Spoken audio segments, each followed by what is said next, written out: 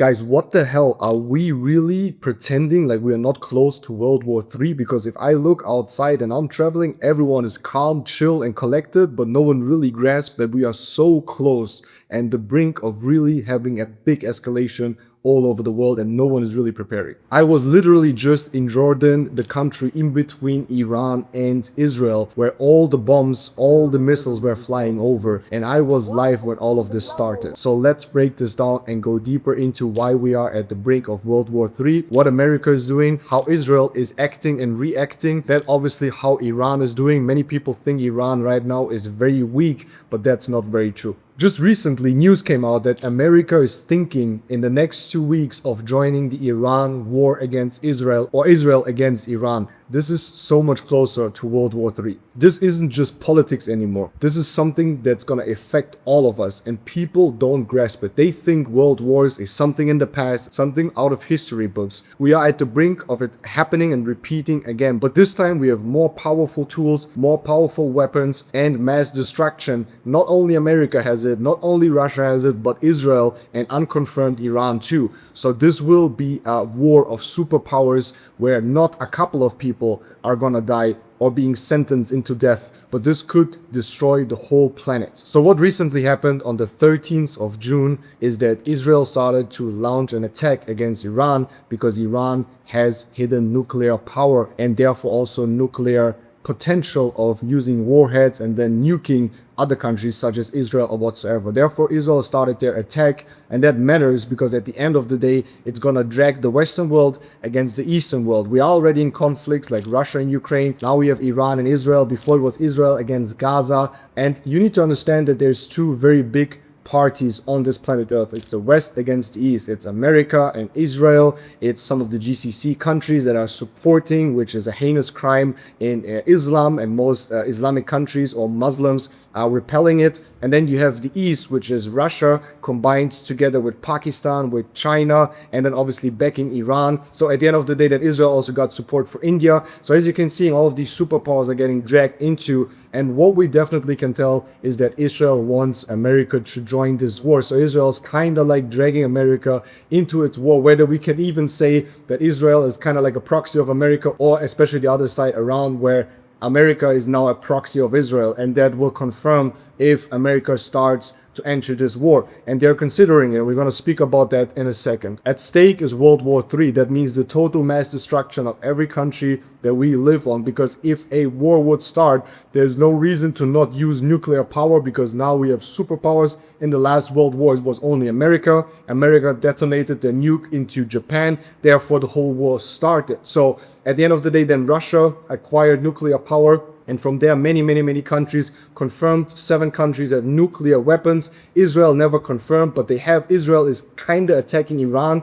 because they have unconfirmed nuclear weapons, what basically they're also doing. So it's kind of a very weird war that we're getting dragged into, and even if you don't want to, you will have to take a position. Every country will have to take a position, but we're gonna speak about that right now. So right now we're using as a source the BRICS News Telegram channel, where I find that's the easiest way to get updates about the war. They're basically live, and that's also the main source I've used when I was in Jordan to understand when the missile strikes are happening, and they were confirmed because I saw them over the sky. So this is a very reliable source. And going into this, as you can see here, we have a post, a news update post, which says Israel PM says Israel has the power to damage all of Iran's nuclear facilities. And that's why this war started, right? That's the target. That's what they want to do. They want to neutralize their nuclear potential because they're obviously a threat to Israel, because Iran is the last capable and strong country that has nuclear possibilities, and therefore they would target Israel because that's their biggest enemy, not only religiously, not only regarding location, not only regarding belief,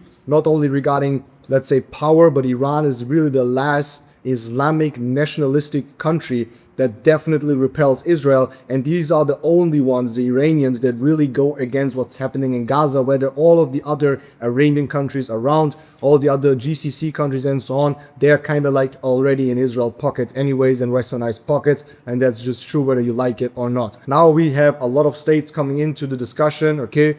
So you need to understand here, Israel is preparing a severe response to the Iranian ballistic missile attack that struck Soroka Hospital, right? So now obviously there's hospitals, there's infrastructure being damaged.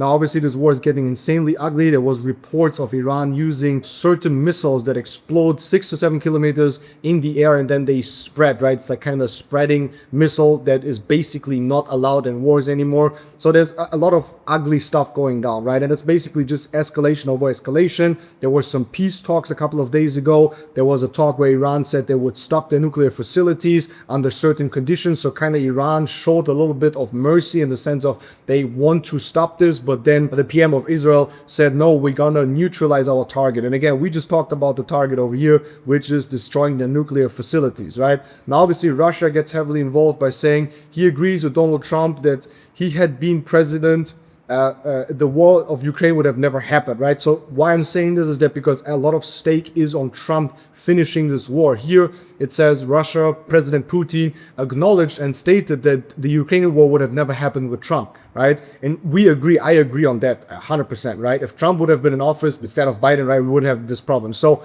Trump is someone that has a lot to say in this war, and Trump, especially America, or representing obviously America, will tell if we're going to enter a World War III or not. That's really the tipping point of all of it, right? Another important update is that Putin and Chinese president condemn Israel over Iran strikes on phone call, right? So basically they are condemning what is happening. They would support Iran at the end of the day, right? Then also hear what I just said. I love that former US Congressman Matt Gaetz says Israel and Iran should both end their nuclear weapon programs. Both of them should shut them down so they stop hitting at each other. Because at the end of the day, all of this is a cat and mouse game where basically Iran is striking Israel because Israel has nuclear power, and Israel is striking Iran because they have potential of nuclear power, not confirmed. Both were not confirmed. Both fear to be extinct by the enemy because they have nuclear power. And nuclear power means, if you did not understand it, that one nuke and everything is gone, right? Now, again, there's other parties getting involved like the UAE, right? China constantly, Pakistan, India, Russia, right? And now you can even see some of the strikes. They're just continuing, as you can see over here. It's more and more civilian casualties on both sides. Another very important update we need to speak about is here Saudi Arabia warns Israel that they'll break international law if they strike Iran's nuclear power plant, because obviously there's also some threat. A very close example that we saw maybe in the past, if you're a little bit younger than me or same age, is Fukushima, right? If these power plants start to melt down, they have insane effects on the environment, on people, and everything basically around that radius is killed. So here's another important update from the former US President Bill Clinton. He says Israel wants a war with Iran so he can stay in office, right? So Mr. Netanyahu has long wanted to fight Iran because that's how he can stay in office. It's another very important theory here that we need to add into is that if he is running out, and I don't know when it's running out, him being a president at the end of the day or being a PM, right? The crazy thing is that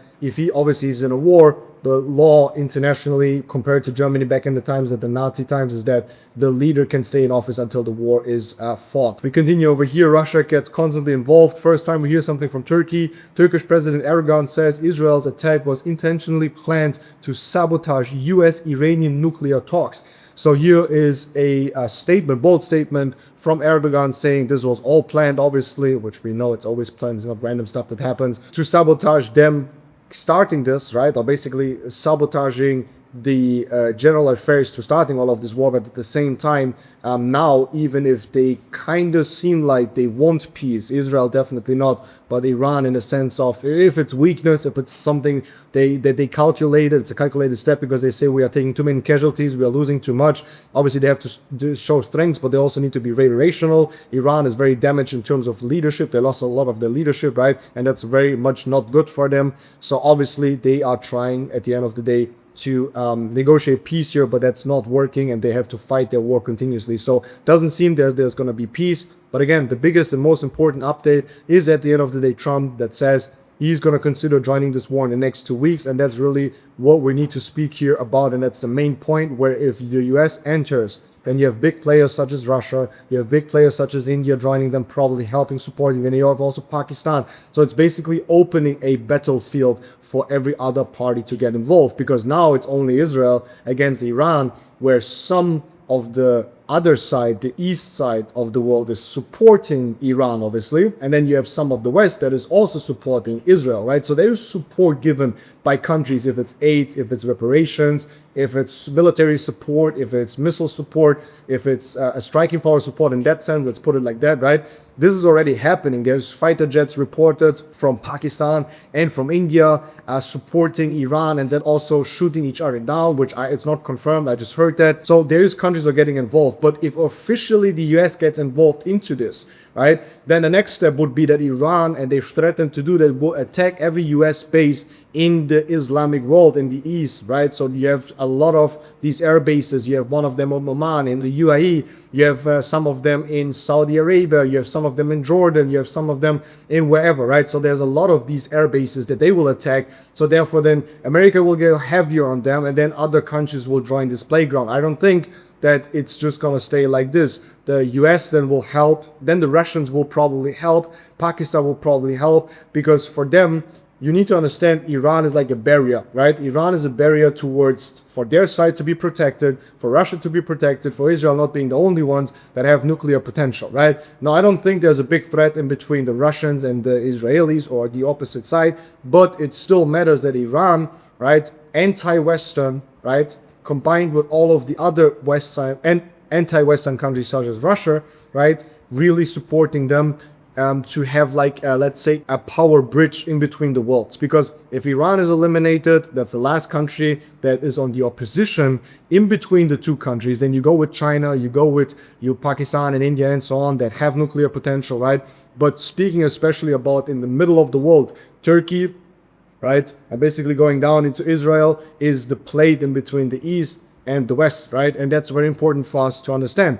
And they hold this power, and it's also a balancing. So I was asked many times, would I prefer America to enter or not? Would I prefer Iran to win or Israel to win? I said no one of them should win. Both of them should keep their nuclear power. So it's a balance. Rather have balance, rather have two strong enemies. Because if I know I cannot fight you because you are very strong, and you know you cannot fight me because I'm very strong, we're going to mutually respect each other, and it's a balance of power. Now, if I know I'm weak and you are strong, then you can take advantage of that. And there's a beautiful saying from Nietzsche, which is, at the end of the day, the strong do what they can do and the weak suffer what they must. And that's what we are playing right now, this game. And if we start to suffer Iran out, if US starts to enter to finish this, to have a regime change that Putin does not subscribe to, he wants, at the end of the day, to not have a regime change, right? Because it would be another struggling country in the East, close to Russia, in the Middle East, close to a lot of very, very important places in the world right now, as UAE, some countries that are doing better, Syria right now. We don't need struggle in this area. We need balance of power, and we need them to calm down. So we are close to World War III, in my opinion. If the US joins into it, then it will open a playground for many others to enter. Iran has threatened multiple times they will attack US air bases. Then it will be heavier. Now, can, at the end of the day, Iran be neutralized quickly without any nuclear explosions from either side happening when America comes in? Yes, definitely, but I still believe and fear that other nations are going to step in, supporting Iran as a force, a counter-force to the westernized domination, and them getting closer and closer into their space. That's also why the Ukrainian-Russian war started, because NATO was getting too close. There was peace agreements. Iran being now demolished and overthrown, right, means more power from the West in the East, closer to these dominant countries like Russia, China, Pakistan, and so on, and they will not like that. So please, guys, make sure to be prepared. Have some measures ready. It's better to be prepared than not. It's better to have than not. Have some plans, have some exits. Try to be in kind of safer countries, right? Be ready to have some money ready for your family to get them over to another safer place, far away from the East right now. Now, I live in the UAE. I'm currently in Czech Republic, in Prague. I'm staying a little bit more on, let's say, more on the other side of the planet, so a little bit further away from all of this, right, instead of staying there. Because at the end of the day, you never know. You can never be careful enough. Because at the end of the day, all of this is life and death. And if a war goes down, they will not care about you and your family. They will push their agenda in the struggle for power, and they will get their power. And so far, it looks very much like the West is insanely powerful and it's going to neutralize Iran very fast. I don't wish for that. I don't hope for that. I wish, again, for a balance, but it's not my opinion. But how it looks right now is dangerous, because one step, one mistake, one wrong airplane shot down in the wrong airspace, one missile hits a wrong target, you have other players entering the market, the war, and therefore there's going to be a bigger distribution, there's going to be more powers, and there's going to be more problems. And we already have tensions since many years in between the West and the East. And that's their playground right now. And everyone, I think, is trying to keep it calm. But if there's one mistake, this could turn out in World War III. I don't understand how so many people are so calm and so chill about this topic, because it doesn't really look good. And I'm someone that is negative. I'm not someone that drastically says things just for getting clicks and views or whatever, but this is my true opinion. And every expert I talk about, they understand this too, and they will say the same. So with that being said, prepare, be ready. There's shit gonna go down, and you need to be ready by knowing to be in a safer place, far away from there, right? Having money ready, having escape plans ready, getting your families out of these places if they live there in Israel, in somewhere else, right? And now let's just hope for peace. Let's hope for a balance of power, because that's the only way all of this is going to continue to work. With that being said, make sure to comment below what your opinion about is. No worries if you want to correct me, if you want to go against my opinion, right? As long as you stay respectfully, I have no problem doing that. Let's discuss all of this below, give some good input, and make sure you follow this channel, because I'm going to constantly keep you guys updated on this with my personal experience, with the people that I know over there that are feeding me a lot of intel on how it feels and how it's going. And we'll make a special video just about that. What's up, ladies and gentlemen? Quick live update, because I'm going to a meeting right now. Yesterday, America confirmed, or basically this morning after I woke up, I saw that America confirmed that they attacked 3 nuclear sites in Iran and neutralized them. Trump stated that there's no confirmations yet, no videos, obviously nothing. They used the B-2 bombers, basically a stealth attack. They are very, very difficult to track, and therefore it is crazy. It's exactly what we said in the video. So just this quick update: America attacked Iran, neutralized them, and said, if you guys should retaliate against America, you will meet the full forces of the American military. Iran obviously hasn't said anything so far yet. They continue attacks on Israel. Obviously it's a very, very bad situation now for Iran to fight Israel as a strong fourth in the east, and then also America, which is the strongest military force on planet Earth. That's what I was fearing, because if America opens the playground, maybe other parties are going to get involved, but also at the same time maybe America is stopping the war now because they're neutralizing the nuclear plants. That's what the Israel targeted. But let's say if Israel continues or not. So far Israel also said in Gaza they will neutralize Hamas, and then they will stop, and they didn't, right? Is this a quiet finish of the war? Did Trump successfully just neutralize everything and stop the war? Or is it going to continue with Iran retaliating, other countries retaliating? We will have to see, guys. Obviously, we'll keep you guys updated, and let's stay all safe, huh? And with that being said, click on follow, like this video, make sure to click on the bell so you get updated for the next one. Stay informed, stay safe, and let's go.